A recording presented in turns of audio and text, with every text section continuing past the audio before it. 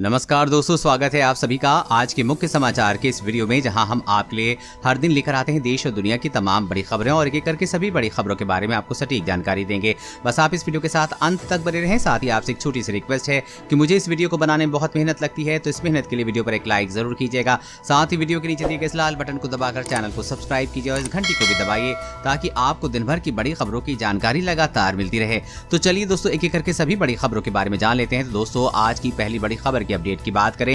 राहत की खबर, लंबे समय तक बीमार नहीं रहते कोविड-19 संक्रमित बच्चे, नई स्टडी में हुआ खुलासा। जी हां, कोविड-19 संक्रमित हुए बच्चों में बीमारी के लक्षण ज्यादा समय तक नहीं रहते हैं। इस बात की जानकारी हाल ही में हुई है, एक स्टडी में मिली है। इस स्टडी में पता चला है कि कोविड-19 से पीड़ित बच्चे आमतौर पर 6 दिनों से ठीक हो जाते हैं, जबकि अध्ययन में शामिल ऐसे बच्चों की संख्या महज 4.4% थी जो 4 हफ्तों से ज्यादा समय तक लक्षणों का सामना करते रहे। एक्सपर्ट आशंका जता चुके हैं कि कोविड की तीसरी लहर बच्चों को ज्यादा प्रभावित कर सकती है। इस स्टडी में एक बात पुख्ता होती है कि कोविड-19 बच्चों में एक हल्की बीमारी के तौर पर सामने आता है और आमतौर पर इससे जल्द उबर जाते हैं।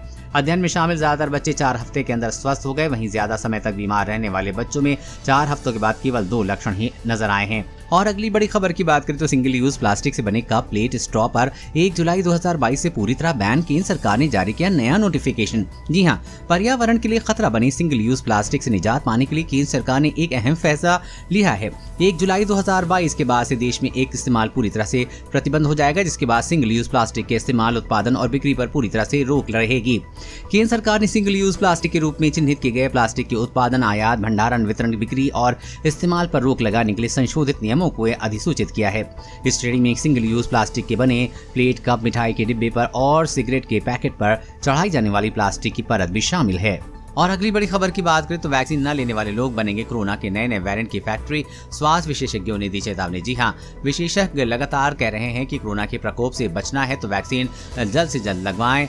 जो लोग वैक्सीन से बचने के बहाने खोज रहे हैं, उन्होंने संक्रामक रोग विशेषज्ञ ने चेतावनी दी है। उनका कहना है कि जो लोग वैक्सीन नहीं लगे उन्हें अन्य के मुकाबले कोरोना के अन्य वेरिएंट से खतरा ज्यादा है। एक संक्रामक रोग विशेषज्ञ ने कहा है कि संक्रमित व्यक्ति न केवल अपने स्वास्थ्य को जोखिम में डालेगा बल्कि कोरोना वायरस के संभावित वेरिएंट के कारखाने की तरह हो सकता है। उन्होंने कहा कि निम्न और निम्न मध्यम आय वाले देशों में वैक्सीन की उपलब्धता की कमी के साथ साथ दुनिया भर में वैक्सीन की हिचकिचाहट वायरस के नए वेरिएंट और घातक म्यूटेशन को दबाने में एक बाधा की तरह काम कर रहे हैं। रिपोर्ट के मुताबिक असंक्रमित लोगों की संख्या जितनी अधिक होगी, वायरस के गुण करने के उतने ही ज्यादा चांस होंगे और नए नए घातक वेरिएंट सामने आते रहेंगे। और अगली बड़ी खबर की बात करते हैं, खुशखबरी, 5 रुपए तक सस्ता हो सकता है पेट्रोल। कच्चे तेल की कीमतों में आई भारी गिरावट। जी हां, चीन में कमजोर आर्थिक वृद्धि, कोरोना वायरस के बढ़ते मामलों और ओपेक के उत्पादन की वृद्धि की चिंताओं के कारण कच्चे तेल की कीमतों में गिरावट आई है। इसका असर भारत में पेट्रोल, डीजल की कीमतों में देखा जा सकता है। अब माना जा रहा है कि आने वाले दिनों में पेट्रोल के दाम 5 रुपए तक सस्ते हो सकते हैं। मार्केट जानकारी की माने तो कच्चे तेल में गिरावट का सीधा फायदा भारत को भी मिल सकता है। बता दें कि इस समय देश भर में कई शहरों में पेट्रोल 100 रुपए के पार बिक रहा है। ऐसे में 5 रुपए तक पेट्रोल, डीजल सस्ता होने से आम आदमी को राहत मिलेगी।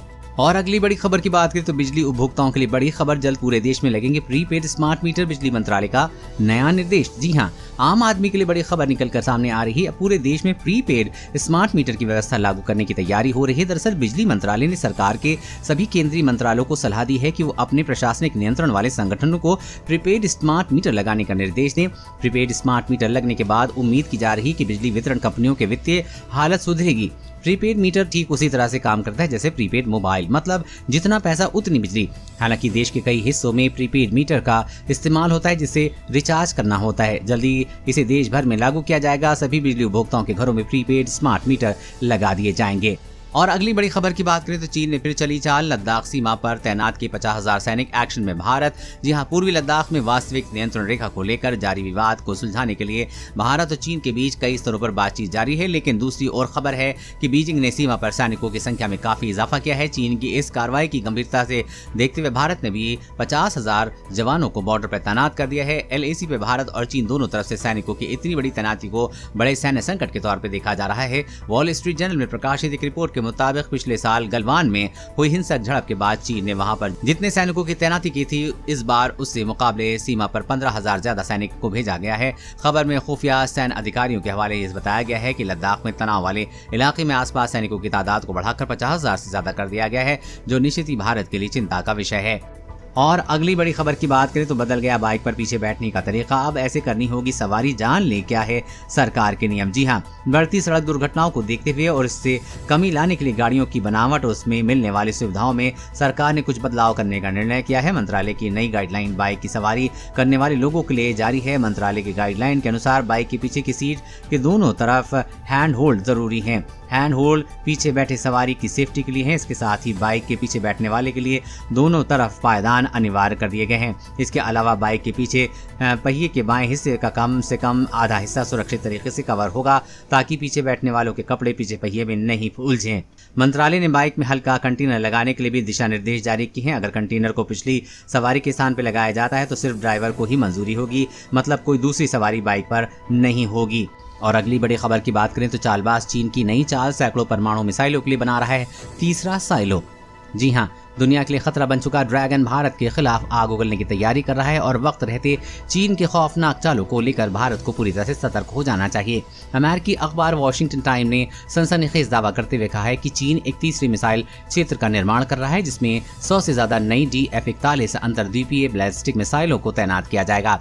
सैटेलाइट तस्वीरों के आधार पर यह खुलासा किया गया है। पिछले कई हफ्ते से चीन लगातार अपने परमाणु मिसाइलों को रखने के लिए एक अड्डे का निर्माण कर रहा है। सबसे खास बात यह है कि चीन का ये तीसरा परमाणु अड्डा भी उतना ही बड़ा है जितने बड़े पहले के दोनों परमाणु अड्डे हैं। और अगली बड़ी खबर की बात करें तो अब मास्क से होगी कोरोना पॉजिटिव की पहचान।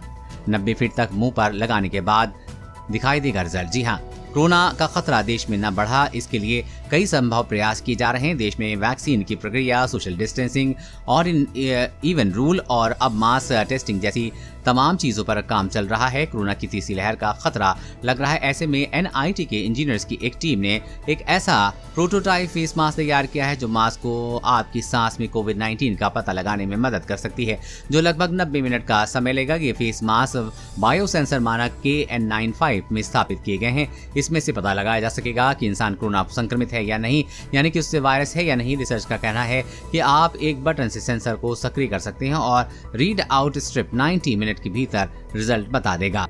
और अगली बड़ी खबर की बात करें तो corona effect, blood pressure, sugar जैसी जानलेवा बीमारियों की दवाओं के बढ़े 20% तक दाम। जी हाँ, कोरोना संक्रमण की वजह से लॉकडाउन ने दवाओं के रेटों में भी इजाफा कर दिया है। ब्लड प्रेशर, शुगर जैसी जानलेवा दवाओं की कीमतों में 20% तक के इजाफा हो गया है।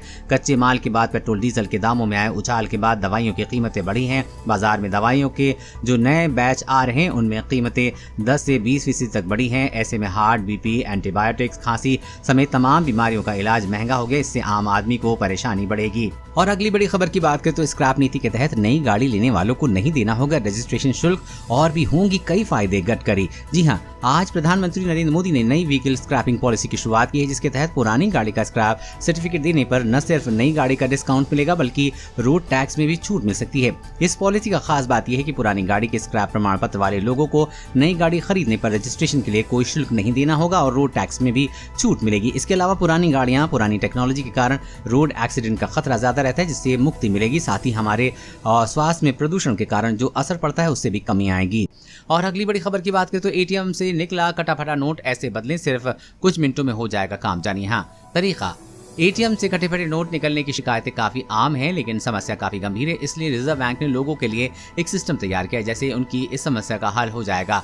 अगर आपको ATM से कोई कटा फटा नोट निकलता है तो सबसे पहले आप उस बैंक से संपर्क करें जिसके ATM से ये नोट निकला है। बैंक आपको एक फॉर्म भरने के लिए कहेगा जिसमें आपको थोड़ी सी जानकारी भरनी होगी। अगर आपके पास ATM में से निकली हुई स्लिप है तो आप में एप्लीकेशन के अटैच कर सकते हैं। अगर आपके पास ट्रांजैक्शन की स्लिप नहीं है तो फिर भी मोबाइल आए ट्रांजैक्शन डिटेल की जानकारी देनी होगी। ये एप्लीकेशन जमा करते ही बैंक के अधिकारी आपके अकाउंट डिटेल्स को वेरीफाई करेंगे और सब कुछ सही होने पर आपसे कटे फटे नोट में ले लेंगे और उसके बदले में नए नोट दे देंगे।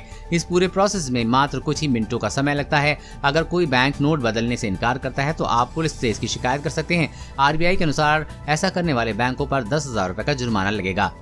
और अगली बड़ी खबर की बात करें तो केंद्र सरकार ने दिए पुलिस बलों से महिला कर्मियों की संख्या को बढ़ाकर 33% करने के निर्देश। जी हां, केंद्र सरकार ने महिलाओं के लिए एक बड़ा फैसला लिया है। सरकार ने देश भर के पुलिस बलों में महिला कर्मियों की कुल संख्या 33% तक करने के निर्देश दिए हैं, जो फिलहाल में 10.30% है।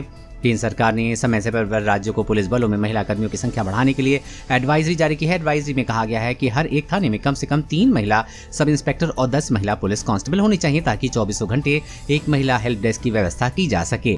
दोस्तों आज की खबरों में बस इतना ही। इसी तरह हर रोज काम की खबरें जानने के लिए आप हमेशा हमारे साथ जुड़े रहें। हमारे साथ जुड़ने के लिए वीडियो के नीचे दिए गए इस लाल बटन को दबाएं, साथ ही इस घंटी को भी दबाइए ताकि आपको हर खबर की सटीक जानकारी मिल सके। जय हिंद।